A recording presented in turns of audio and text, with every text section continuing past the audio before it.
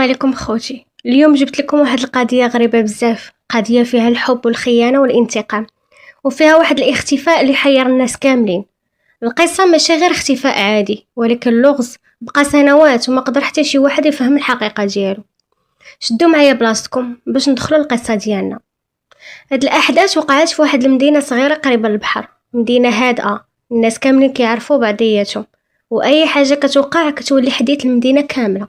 في هاد المدينة كانت عايشة واحد البنت سميتها ليلى. ليلى كانت عندها 24 عام، بنت زوينة هادئة ومحترمة، أي واحد كيعرفها كيهضر عليها بالخير. وكان واحد الشاب سميتو ياسين، ولد الحومة فين ساكنة ليلى. هاد الشاب كان كيعشق ليلى ملي كانوا صغار.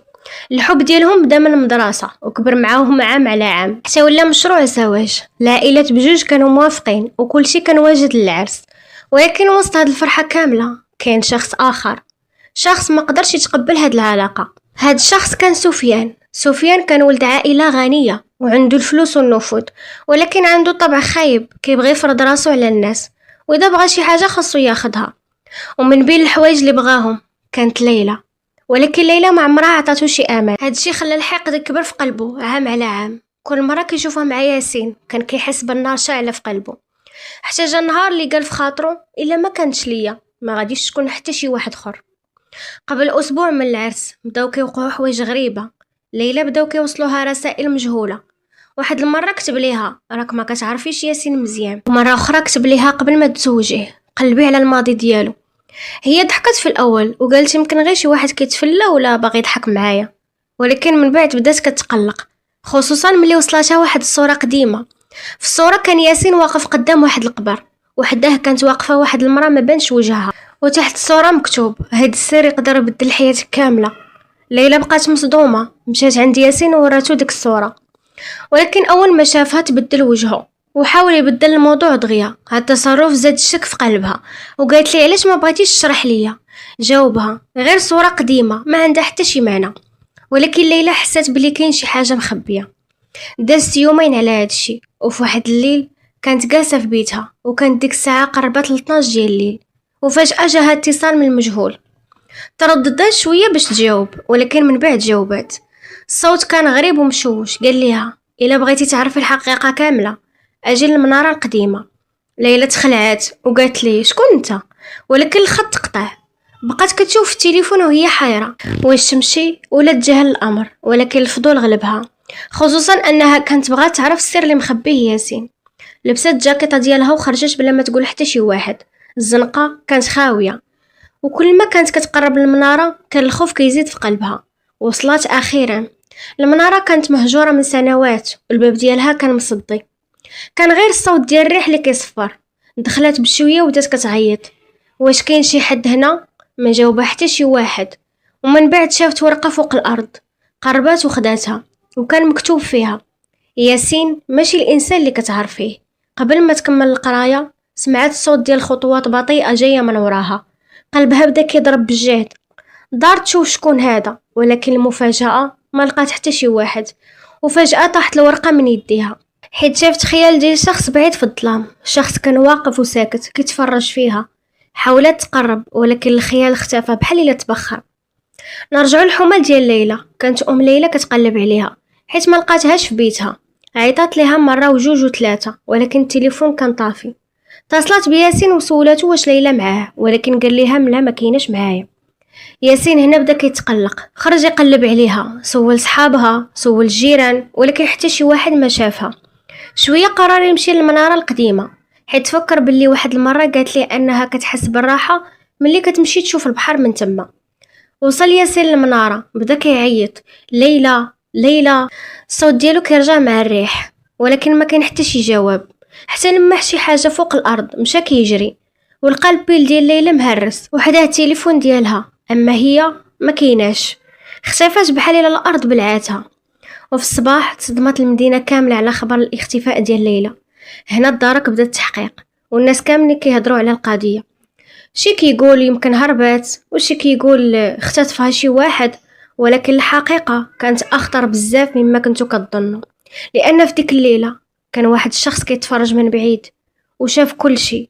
هاد الشخص ما كانش غير شاهد، دازت 3 أيام على اختفاء ليلى. المدينة كاملة ولات كتهضر غير على هاد القضية.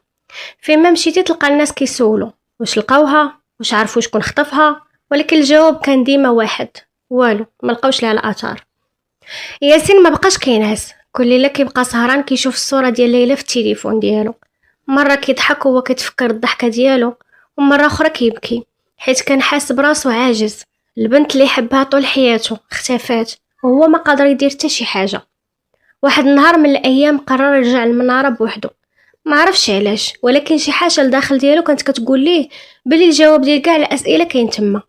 وصل للمناره مع الغروب، الجو كان كئيب والريح كانت قويه. بدا كيقلب في كل بلاصه حتى داتو عيني لواحد الحجر كبير قريب للمدخل. هاد الحجر ما كانش بلاصتو نهار جا الدرك. قرب ليه وبدا كيحركو بصعوبه، ومن تحت الحجر لقى واحد العلبه صغيره مصديه. حلها وتما كانت الصدمه. الداخل ديال العلبه كانت صوره قديمه، صوره فيها واحد الشابه كتشبه بزاف ليلى ولكن ماشي هي. وسط الصوره كانت ورقه مكتوب فيها: الحقيقه دفنوها من 20 عام هادي. ياسين بقى كيشوف الصوره ما فهم حتى شي حاجه. شكون هاد البنت وعلاش الصوره مخبيه هنا؟ قلب الصوره من اللور ولقى اسم مكتوب اللي هو ساره. رجع للدار وبدا كيقلب في الانترنت وعلى مواقع قديمه حتى لقى خبر قديم بزاف. قبل 20 عام بنت سميتها ساره اختفت بنفس الطريقه، نفس المدينه ونفس المنطقه، نفس الظروف. خرجت في الليل وما رجعتش. هنا بدا قلب ياسين كيضرب بالجد. واش هذه غير صدفه ولا شي حد كيعاود نفس الجريمه؟ في داك الوقت كان سفيان جالس في دارو واقف قدام الشرجم وكيشوف في المدينه. فجأة جا عنده واحد الراجل كبير في العمر وقال ليه الامور بدات كتخرج عليه السيطره. سفيان جاوبه خليه يقلب. الراجل قال ليه الا وصل الحقيقه. سفيان ضحك وقال ما غاديش يوصل. ولكن اللي ما كانش عارف سفيان هو ان ياسين بدا كيقرب بزاف من السر الحقيقي. اليوم اللي من بعد مشى ياسين عند ام ساره، كانت مرا كبيره في السن ساكنه غير بوحدها ومازال محتفظه بالصوره ديال بنتها. ملي شافت الصوره في اليد ديالو تبدل وجهها وقالت منين جبتي هادي؟ جاوبها ياسين لقيتها في المناره. المرا شحبات وطاحت على الكرسي بحال الا رجعت 20 عام للور. من بعد دقائق ديال الصمت قالت ليه بنتي ما اختفاتش. ياسين تفاجأ وقال لها كيفاش؟ جاوباته بنتي تقتلات. فجأة ولا صمت غريب في البيت حتى هو ما قدرش يهضر. المرا كملت كلامها وقالت ليه ولكن ما قدر حتى شي واحد يثبت شكون قتلها. وحكات ليه باللي قبل ما تختفي سارة كانت عندها علاقة مع واحد الشاب غني في المدينة وكان كيبغيها بجنون، ولكن هي رفضاته ومن بعد أيام قليلة اختفت. ياسين سولها شكون كان هاد الشاب. المرا سكتات بان الخوف في عينيها وقالت ليه الا بغيتي تبقى عايش ما تسوش بزاف. هالجواب خلى الشك يكبر، خصوصا ان المدينه كامله كانت كتخاف من شي عائلات عندها النفوذ. في الليل ياسين رجع للدار، ولكنه هو داخل لقى واحد الظرف بيض قدام الباب، ما كان فيه لا اسم ولا عنوان. حل الظرف ولقى رساله قصيره غير 2 ديال السطور: حبست قلب الا بغيتي تشوف ليلى حيه. اول ما قرا الرساله حس بالدم برد في عروقه، يعني ليلى مازال حيه. قال ولكن بلاتي كيفاش هذا عرف باللي كنقلب؟